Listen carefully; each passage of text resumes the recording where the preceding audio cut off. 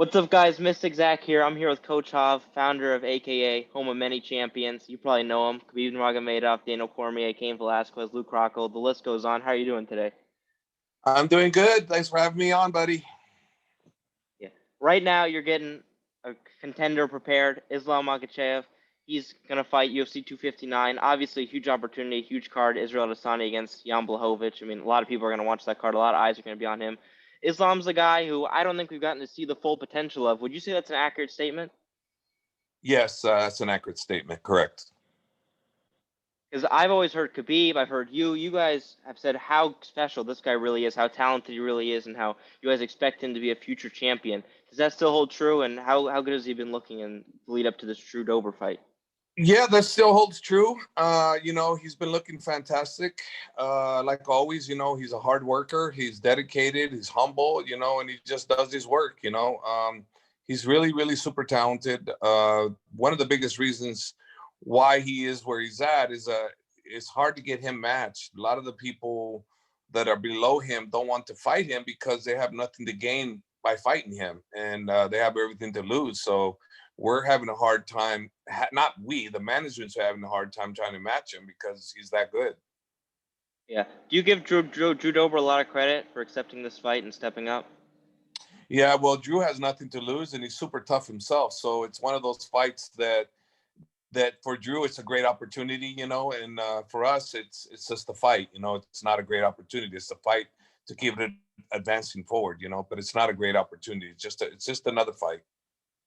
Yeah. Obviously, he was set to fight Rafael dos Anjos. That fight falls through. RDA ends up beating a guy in Paul Felder, who's pretty well recognized, pretty high guy. Now RDA was already supposed to fight Conor McGregor. That fight got canceled. Do you think that would be a good matchup now? Two guys, both pretty good at lightweight. RDA and Islam, RDA or Conor? RDA and Conor. Well, honestly, I think anybody Conor fights this in the top 5 is a good matchup for him. And then there's just the special cases like Islam that would be a good fight for him also. But obviously Islam is much higher in the ranking. That doesn't make sense. But those guys are definitely a good match for Conor. Any one of those guys would be lucky to be in that situation because a lot of eyeballs will be on Conor. And I mean, obviously, he's the king of the UFC pay-per-view. Yeah. But the one thing about RDA is he's a southpaw. He also throws, tremendous leg kicks. He also has some good grappling. So I see a lot of comparables to Dustin Poirier, who obviously just beat him. Yeah. We'll see if he makes the same mistakes, though. I mean, he didn't value the leg kicks, and I saw that real early. And obviously, Dustin's camp prepared properly for that, and Conor, they didn't prepare for that part of the game. And it's kind of like one of those situations. If you're not paying attention to the calf kicks, then you're not really paying attention to MMA. That's what's going on. A lot of that's going on, and you got to be prepared for that. Yeah, calf kicks are kind of a newer thing, but lately they've been a phenomenon, right? We've seen some big cases. As an MMA coach, do you find it as an obligation to watch every UFC match to keep up on all the latest trends? No, not everyone, but I do watch a lot when I can. When I was in Dubai, for the 5 months there, I didn't watch anything, because it's too early in the morning. I wasn't gonna wait till 5 a.m. in the morning to watch these things, So no, I enjoy it as a fan and I watch. So what we do have to do is when you have an opponent and there's film on him, you got to watch the film to see the tendencies that he has and the tendencies that he doesn't have, so we can figure out a game plan to how do we attack this individual. So yeah, you have to study film. You definitely have to do that, I believe, to be effective, fully effective. So in that Conor McGregor fight, he was attempting to check the leg kicks, but Dustin said he wasn't turning all the way and that he was still getting to the muscle part of his, bone. As a coach, how would you get Conor McGregor prepared for those calf kicks? Well, I wouldn't have him sit so front like the way he was standing. That was a karate style. That's not good for leg check. I mean, it's too late. By the time you try to turn it, it's too late. You get hit. And so, first of all, the stance would have to change. That's number one. After that, then the rest is self-explanatory in how to do it. And his stance was wrong. So, it's like Dustin said. He didn't try to check, but it's too late. That's what happens. It's too slow of a check. You can't do that. Are you surprised more guys haven't tried to attack that karate stance with leg kicks? Yes, but I won't be surprised of them doing it going forward. It's a big weapon. Until people learn how to defend it, it's going to be used a lot. Yeah, I mean, obviously Habib's not a leg kicker, so it didn't really apply to that matchup. Now, before this, Conor hadn't fought too many southpaws. Do you think that was also a big factor in that? He's not used to fighting southpaws? No, because remember he starched Dustin the first time out, and Connor was starching everybody, before he met the Habib, and before that, remember he was smashing everybody and in great fashion. And then after that, I mean, he got Cerrone, but let's face it, that wasn't Cerrone. Cerrone, I don't know, just my opinion, but I think Cerrone just fought for payday. Don't think I he agree. cared. That's what I think. Yeah, I would agree with that for sure. And recently, before the McGregor fight, you said Poirier is, now that Habib's retired, you said Poirier is the top dog. You said, Poirier's beaten all these guys. Look at the way he beat Gaethje. Look at the way he beat Eddie Alvarez. Obviously just beat Conor. Do you still agree with that Poirier with Habib being retired is the best lightweight on the planet? It'd have to be he's number one. Besides Islam. Yeah, you can't. You have to put Dustin there. I'm the coach of Islam, so obviously, I'm gonna. But by the rankings, Dustin is number one. So for me, if Habib truly is retired, which everything says he is, then it's definitely Dustin against whoever they put in front of him for the title. That's the way I felt before, and that's the way I feel still to this day. And to me, in actuality, if Habib is retired, that fight between him and Conor was for the title. So to some degree, it's kind of like Dustin already is the champion in my eyes. Yeah, I agree completely. And Habib, obviously, Islam is someone he holds very dearly to him, right? If someone you think was able to beat Islam, do you think that would motivate Habib to come back, or you don't think that would? I don't know. It's hard to say. Habib and I have never discussed why he retired. He didn't even tell me he was gonna retire when it happened. So I'm in total shock. I just got a little text today that says GSP is getting ready to fight Habib, and man, I've been doing all these interviews, and I keep hearing, GSP and Habib, John Anik and Kenny Florian did that interview, and I'm like, okay, and I'm doing an interview, and they're telling me about that, and I go, okay. Whatever. If it's on, it's on. I don't know. I mean, anything's gonna happen. That's the fight that would get Habib interested, and it would get him to ask his mother's permission. But if he doesn't get his mother's permission, it doesn't matter. He won't fight. Even if he does want to fight, he won't do it. That's just the way he is. GSP's favorite thing to seems in retirement is to tease fans and talk about potential fights and everything, and he posts workout photos and stuff like that. But he's obviously one of the greatest of all time, so I give him my blessing. It's fine. That Khabib GSP matchup, if it was to happen, which I'm not really seeing it happen, but do you think that would take place at 170 pounds? No. No, they'll have to compromise. If GSP can't go to 155, they'll have to figure something out. And what about 165 title, right? Create a new title at 165 if this was ever to happen. Which right now it's just you and I talking fantasy football, right? And that's what basically. Yeah. How big is Khabib right now? He looks like a big guy. Like normal, he's about 181, 182, somewhere around there. Big. Well, like all guys, Islam's a little bigger than him. Like always, I mean, he's in that range. Yeah, speaking of retirement, obviously another one of you guys, DC Daniel Cormier, retired. Do you think that was the right time to retire? Was there ever a time before that where you kind of wish he'd retire and gotten a fairy tale ending, or? Yeah, I wanted him to retire right after the Stipe win, but the money was too good and opportunities, and he's a competitor, so and so I wanted him to retire after the first one. So he fought 2 times more. I wanted him to retire like you said before 40. Yeah, I mean, right after that, he even had that Derek Lewis win. So quick, it was like 5 weeks later, he's fighting again. Yeah. DC's a competitor, man. It's just like, the guy's accomplished so much for being undersized and everything. Even as a light heavyweight, he was undersized, and look what he did. He's amazing. He's definitely pound for pound one of the greatest of all time, for sure. I agree completely. I just had an argument the other day with someone that wasn't as up to date, and he was talking about John Jones, and he goes, well, he beat DC, but I don't rate him too highly. I said, what are you talking about? He's one of the best combat sports athletes of all time. Yeah. So yeah. And you got to remember also too, why is it that like Lance Armstrong, gets his Tour de France titles taken away from him because they tested him many years later for tainted substance and whatnot. He lost everything. So why is it that the fighters and whatnot can't have the same thing happen to them? In all sports, it happens. If you're caught with something illegal, it doesn't count anymore. You could have been the greatest, whatever. It doesn't mean anything. It's like I don't know why it's not the same in the fight world.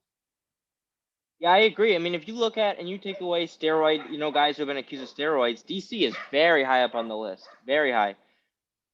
Yeah, super high on the list, and he's been, since the Olympics, the 2 Olympics that he was in, he's been testing, and he's been good. He's never failed.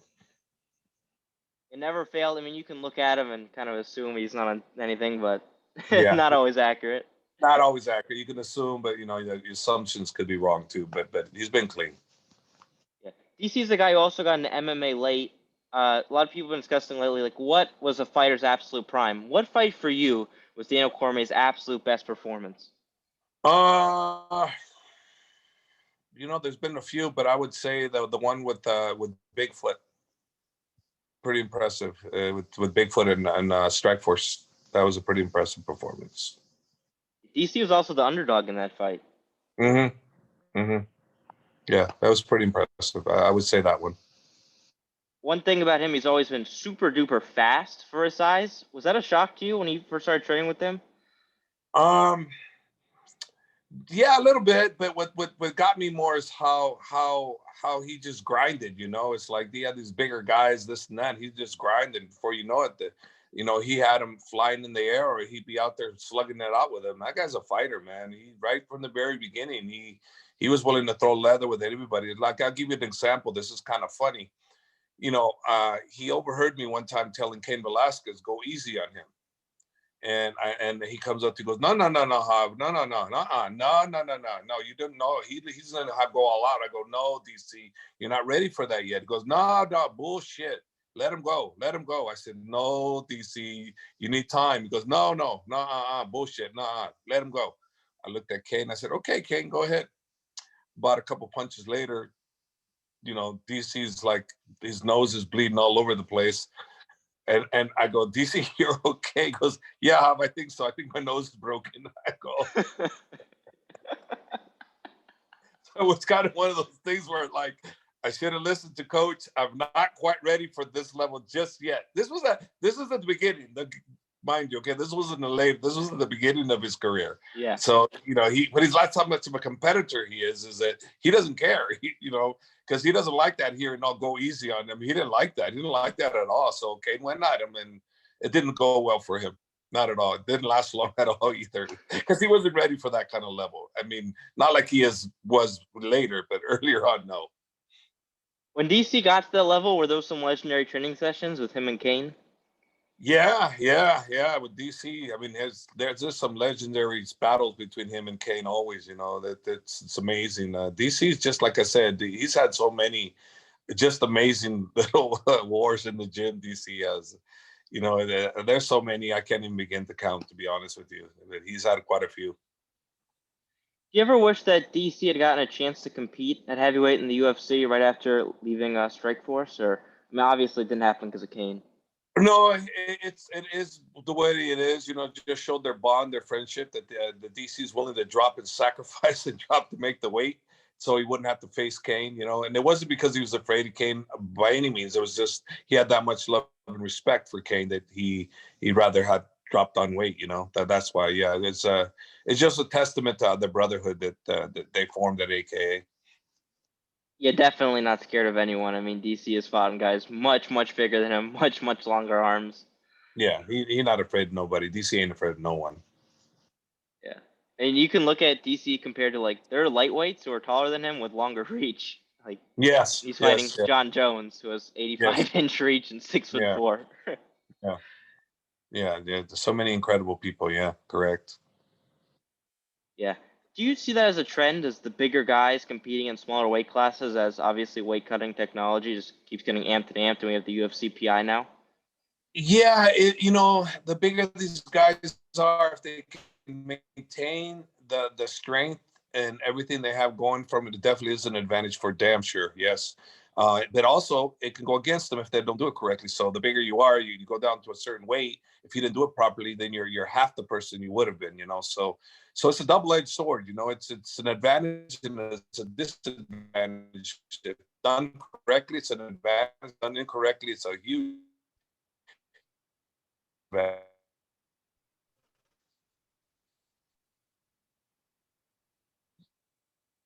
Did we freeze? A little bit. Oh, you But didn't hear my. I think we're no, you cut out a little bit, but it's fine. I'll edit it out.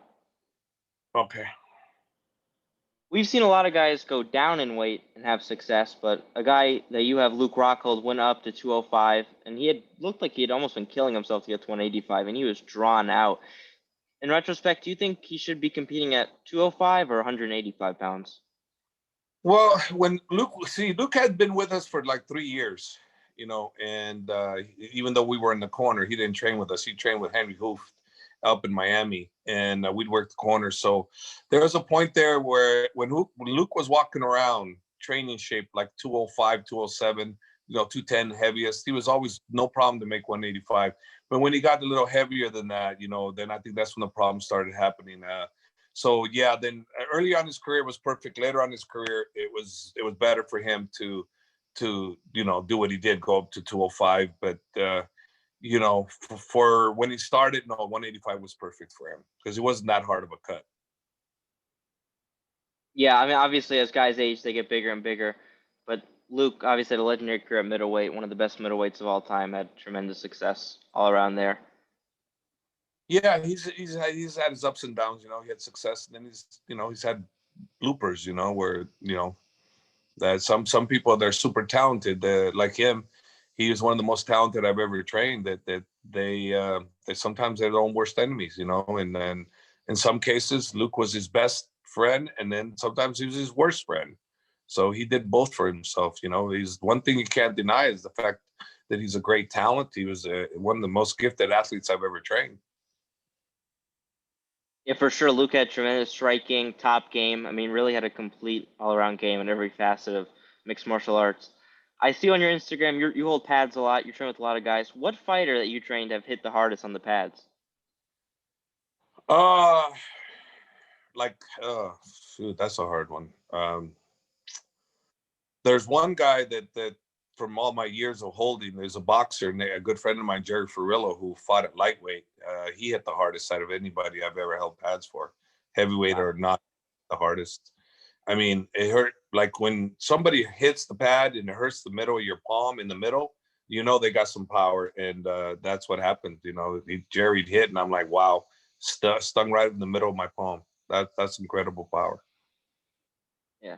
Speaking of guys that hit hard, Jake Paul has a big fight in April against the MMA champion in two different organizations, Ben Askren, but obviously a guy definitely not known for his hands, probably known for his lack of boxing over his career. What do you think of that matchup, an MMA champion going against a YouTuber who's been training for a while, and how do you see that one shaking out? I think it's going to go interesting. Ben Askren's a great talker. Ben can use dirty boxing, wrestling type tactics. He can make it interesting. But if Ben tries to make it a boxing match, he's going to get annihilated. I just don't see. I think a lot of people are selling themselves short on Jake. They're just calling him a YouTuber, but really, if you really watch this guy, you pay attention to him. He's no ordinary guy, man. This guy's a great athlete, and he appears to take the craft very seriously. And I think people really need to take him a little bit more serious than they have been, and maybe they haven't because of the way he markets himself. He's a genius. Him and his brother are geniuses at how they market themselves. And hey, come on, there's a reason why they have 20 million plus YouTubers following them. They're good. They're good at what they do. And Jake, it just happens to be really good at boxing, in my opinion. From the little short clips I've seen of him, I'm very impressed. Speed, power, agility.